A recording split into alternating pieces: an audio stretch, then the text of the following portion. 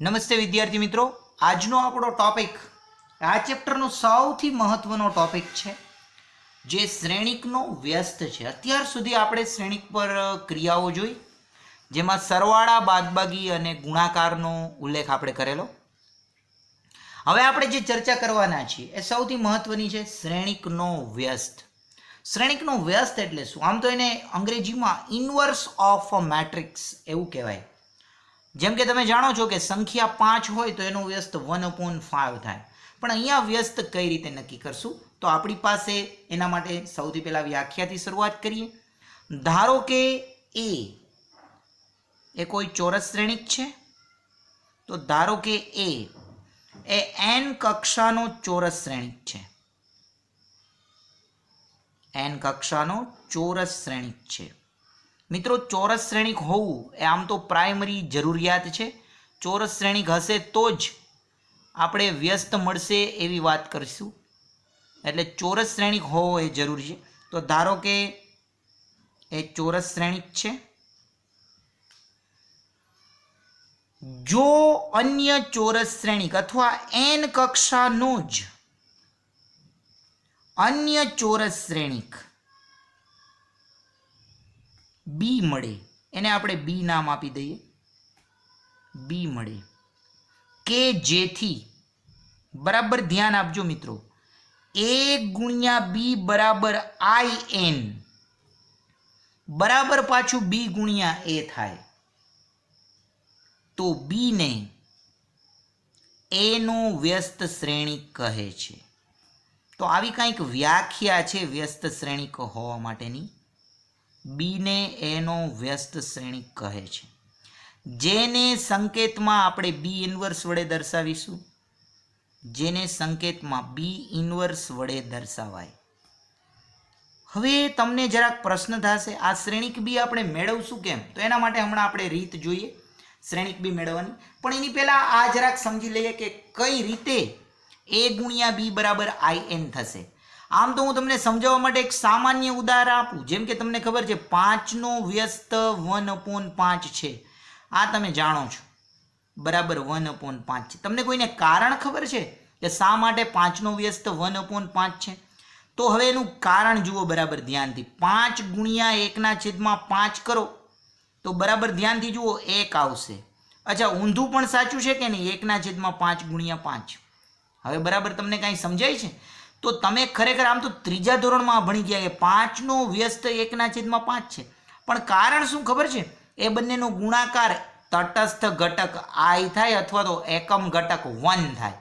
હવે હું 5 ને a કહી દઉં, બરાબર ધ્યાન આપજો. તો આ શ્રેણિક બી થઈ ગયો. તો a ગુણ્યા બી શું થવું જોઈએ? i થવું જોઈએ ને. અને ઊંધું પણ સાચું થવું જોઈએ કે નહીં? બી ગુણ્યા એ. હવે તમને સમજાઈ ગયું કે શા માટે વ્યાખ્યા આવી બની? તો એટલા માટે આપણે એવું કહીએ કે જો કોઈ ચોરસ શ્રેણિક એ માટે કોઈ n કક્ષાનો ચોરસ શ્રેણિક તમને બી મળતો હોય તો મિત્રો આપણે એવું કહી શકીએ કે એને ચોરસ શ્રેણિક એનો વ્યસ્ત શ્રેણિક કહે છે. અને યાદ રાખજો, ચોરસ શ્રેણિકનો વ્યસ્ત શ્રેણિક અનન્ય હોય. વ્યસ્ત શ્રેણિક હંમેશા અનન્ય હોય. તો જો કોઈ ચોરસ શ્રેણિકના વ્યસ્ત શ્રેણિકનું અસ્તિત્વ હોય, જો કોઈ ચોરસ શ્રેણિકના વ્યસ્ત શ્રેણિકનું અસ્તિત્વ હોય ને, તો તે અનન્ય છે. તો આ ખાસ યાદ રાખજો, અસ્તિત્વ હોય તો તે અનન્ય છે. અનન્ય એટલે તમને ખબર છે ને, એક અને માત્ર એક જ. એટલે કે કોઈ ચોરસ શ્રેણિકને વ્યસ્ત હોય તો તે એક અને માત્ર એક જ છે. જેવી રીતે અહીંયા 5 નો વ્યસ્ત અનન્ય હોય, તમે જાણો છો. તમે ક્યારે એવું બોલો છો 5 નો વ્યસ્ત છે ને ભાઈ, આજે આપણે સોમવાર છે તો 5 નો વ્યસ્ત આજે 1/5 રાખીએ, મંગળવારે આપણે 5 નો વ્યસ્ત 1/6 રાખશું. એવું તો ચાલે નહીં, તમે જાણો છો.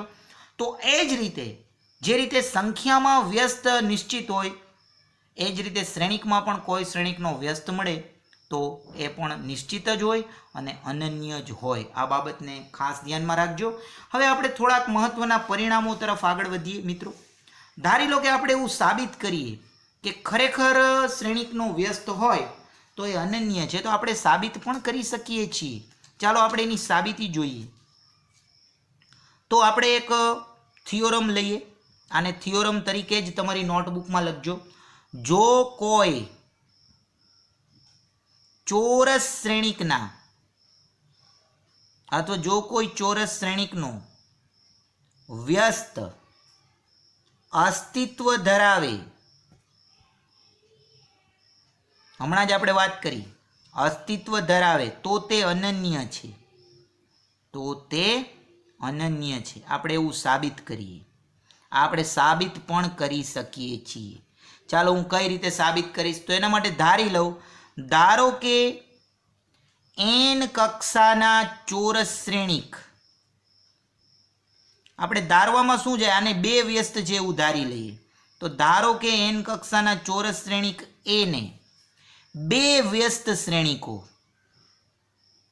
b અને c છે. આપણે એવું ધારી લઈએ કે બબે વ્યસ્ત આની પાસે છે. તો હમણાં જ આપણે વ્યાખ્યા શીખી ગયા ને, તો હું એવું કહી શકું, માટે ab બરાબર i બરાબર ba, એક આ પરિણામ લઈ શકાય. તેમજ બીજું પરિણામ હું એમ પણ લઈ શકું, a ગુણ્યા c બરાબર પણ i અને બરાબર c ગુણ્યા a. કારણ કે મેં એવું કીધું ને કે b અને c બંને એના વ્યસ્ત શ્રેણિકો છે, તો આ પરિણામ બંને માટે લાગુ પડશે.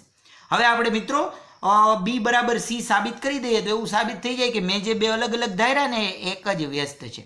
ચાલો હવે હું શ્રેણિક b નું સાદરૂપ આપું છું. બરાબર ધ્યાન આપજો, હું શ્રેણિક b ને b ગુણ્યા i લખી શકું કે નહીં? જેમ આપણે કેમ કોઈ પણ સંખ્યાને એક સાથે ગુણીએ તો એની એ રહીએ, તો શ્રેણિક b ને હું i સાથે ગુણું તો એનું એ જ રહેશે. હવે જોજો મિત્રો, અહીંયા હું ચમત્કાર કરીશ, હું i ના સ્થાને ac લખી શકું, ac. જુઓ પરિણામ 2, કારણ પરિણામ 2. હવે હું અહીંયા જૂથનો નિયમ લાગુ પાડી શકું, આને લખી શકાય b ગુણ્યા a અને ગુણ્યા c. અહીંયા મિત્રો જૂથનો નિયમ, તો યાદ રાખો શ્રેણિકોના ગુણાકાર જૂથના નિયમનું તો પાલન કરે જ છે, ક્રમના નિયમનું નથી કરતા. હવે b ગુણ્યા a ને પાછું i લખી શકાય, કારણ કે એ તો પરિણામ 1 માં આપણે કીધું છે. અને હવે મિત્રો સાબિત થઈ ગયું i ગુણ્યા c, ફરી પાછું c થઈ ગયું. એટલે હરીફરીને આપણે શું સાબિત કર્યું, b બરાબર c છે. એટલે કે મેં જે પેલા બે અલગ અલગ ધાર્યા હતા ને, અહીંયા એ ધારણા મુજબ આ બે અલગ અલગ નથી, એક જ છે. તો જેની આ સાબિતી, મિત્રો આવી સાબિતી પણ તમને આવડવી જોઈએ. તો માટે b અને c એક જ શ્રેણિક છે, b અને c એ એક જ શ્રેણિક છે, એટલે કે એક જ વ્યસ્ત મળ્યો. તો માટે એને એક જ વ્યસ્ત મળે. તો એ સાબિત થઈ ગયું કે ભાઈ કોઈ પણ ચોરસ શ્રેણિકને વ્યસ્ત મળે તો એ અનન્ય શ્રેણિક જ હોય. આ સાબિતી સાથે યાદ રાખજો, આ ખૂબ મહત્વનું થિયોરમ છે.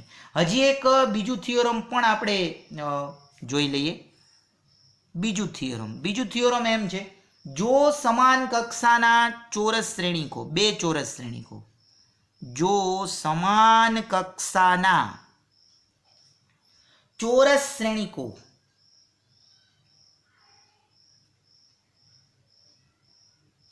a અને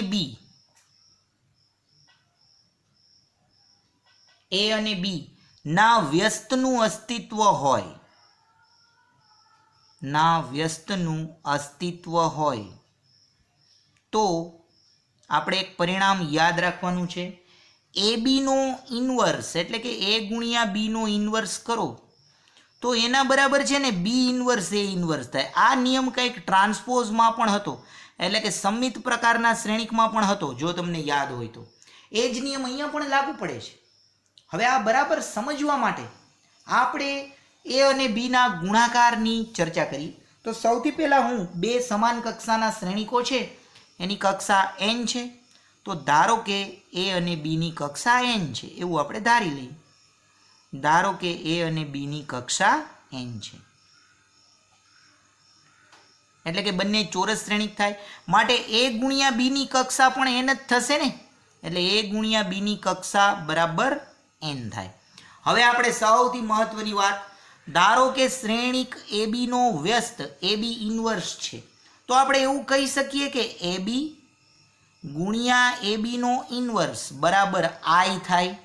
ચાલો આમાં તો તમને કાંઈ પ્રોબ્લેમ ન જ હોવો જોઈએ, કોઈ પણ શ્રેણિકનો ગુણાકાર એના વ્યસ્ત સાથે કરીએ તો આપણને એકમ શ્રેણિક મળે. હવે મિત્રો બરાબર ધ્યાન આપજો, હું હવે જે ક્રિયા કરું છું ને એ ખૂબ મહત્વની છે. બંને બાજુ હું એ ઇન્વર્સ વડે ગુણાકાર કરીશ. તો બંને બાજુ એ ઇન્વર્સ વડે ગુણાકાર કરીએ તો આપણને કંઈક આવું મળશે, એ ઇન્વર્સ એ બી ઇન્વર્સ. જોતા જાજો મિત્રો બરાબર.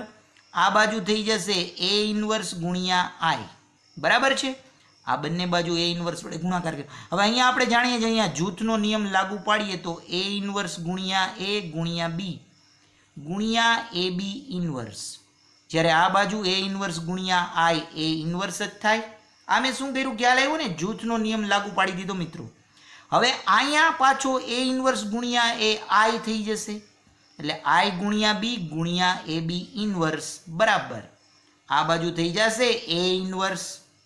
હવે આપણે કાંઈ નથી કરવું, બંને બાજુ આપણે બી ઇન્વર્સ વડે ગુણાકાર કરી નાખીએ. બસ રમતો જ કરવાની છે. તો બી ઇન્વર્સ વડે ગુણાકાર કરીએ મિત્રો તો શું થશે, બરાબર ધ્યાનથી જુઓ. તો અહીંયા આવું થઈ જશે, અહીંયા બી ઇન્વર્સ ગુણ્યા આઈ બી અને ગુણ્યા એ બીનો ઇન્વર્સ. બરાબર ધ્યાનથી જોજો. અને આ બાજુ થઈ જશે બી ઇન્વર્સ એ ઇન્વર્સ. મેં બંને બાજુ બી ઇન્વર્સ વડે હવે ગુણાકાર કરી નાખ્યો. હવે આગળ પાછી ગણતરી આપણે કરશું. આ બરાબર ધ્યાનથી જુઓ. તો માટે આને આ રીતે લખી શકાય, બી ઇન્વર્સ ગુણ્યા બી ગુણ્યા એ બી ઇન્વર્સ. અને આ બાજુ આપણે લખી શકીએ બી ઇન્વર્સ એ ઇન્વર્સ. તો બસ મિત્રો આપણું કામ પૂરું થઈ ગયું. બી ઇન્વર્સ ગુણ્યા બી પાછો આઈ થાય અને ગુણ્યા એ બી ઇન્વર્સ બરાબર બી ઇન્વર્સ એ ઇન્વર્સ. અને માટે આપણે જે જોઈતું હતું એ પરિણામ મળી ગયું. એ બીનો વ્યસ્ત શ્રેણિક બરાબર બીનો વ્યસ્ત ગુણ્યા એનો વ્યસ્ત. તો આ રીતે એ બીનો વ્યસ્ત શ્રેણિક બરાબર બીનો વ્યસ્ત અને ગુણ્યા એનો વ્યસ્ત. તો ફરી પાછી આ થિયરીને સમજી લો મિત્રો બરાબર ધ્યાનથી. આપણે એ અને બીની કક્ષા એન ધારી લીધી, તો બેના ગુણાકારની કક્ષા પણ એન જ થાય. હવે તમે આ જાણો છો, એ બી ગુણ્યા એ બી ઇન્વર્સ બરાબર આઈ. હવે મેં કંઈ નથી કર્યું, બંને બાજુ એ ઇન્વર્સ વડે ગુણાકાર, જેથી એ ઇન્વર્સ ગુણ્યા એ આઈ થાય. એટલે કે આઈની ડાબી બાજુ આ રીતે એ ઇન્વર્સ વડે ગુણાકાર થઈ જશે. આ ફરી પાછું એ ઇન્વર્સ ગુણ્યા એ અહીંયા જૂથના નિયમથી આઈ થઈ જશે ગુણ્યા બી ગુણ્યા એ બી ઇન્વર્સ બરાબર એ ઇન્વર્સ. આગળ ફરી પાછું અહીંયા બીને દૂર કરવા માટે બી ઇન્વર્સ વડે ગુણાકાર કરી નાખ્યો. અને મિત્રો એના આધારે આ પરિણામ સાબિત થાય છે. તો આ રીતે વ્યસ્ત શ્રેણિક નક્કી થાય. હવે મિત્રો આવતા લેક્ચરમાં આપણે વ્યસ્ત શ્રેણિક મેળવવાની રીત પણ ભણીશું. તો હવે મળશું નેક્સ્ટ લેક્ચરમાં. Thank you very much.